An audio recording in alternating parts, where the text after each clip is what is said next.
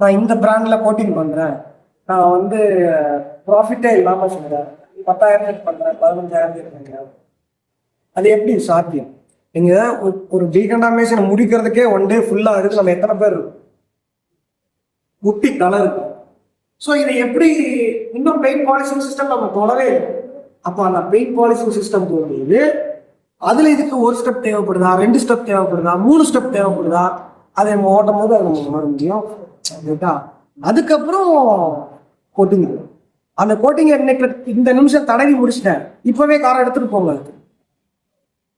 அதாவது minimum one day நைட்டாக உங்க கடையில வந்துருந்து அதுல ஏதாவது எப்படி சொல்றாங்க, அதோடைய ரியாக்ஷன்ஸ் எப்படி இருக்கு அப்படிங்கிறதை பாருங்க. அப்புறம் டெலிவரி. ஸோ இவ்வளவு ப்ராசஸ் இருக்கு.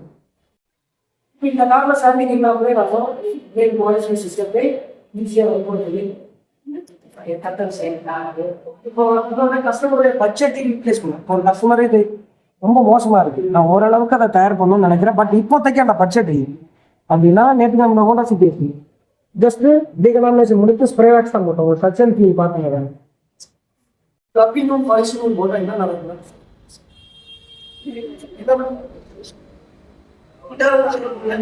கிடைக்கிற மாதிரியா இருக்கும். இருக்கிற கொஞ்ச கிளியரி நம்ம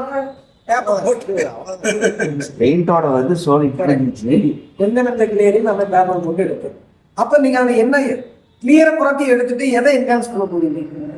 ஒரு மனுஷனுக்கு உயிர் காலையில போனுங்க, கஸ்டமர் பிளேஸ்ல தண்ணி எடுத்து அது என்ன பிபிஎம்ல இருக்கு ஒண்ணுமே தெரியாது. அதே எப்படி சொல்றது, சும்மா போய் நேரம் நான் டீகண்டாமினேஷன் பண்ணேன், அப்புறம் பெயிண்ட் பாலிசிங் சிஸ்டம் போட்டு அப்படியே கோட்டிங்க இமீடியட்டா ஏற்றிட்டேன். இது 400 அப்படிதான் வர மாதிரி. ரியல் டீட்டெயிலிங்னா என்ன, ரியல் பாலிசிங் சிஸ்டம்னா என்ன, ரியல் டீகண்டாமினேஷன் என்ன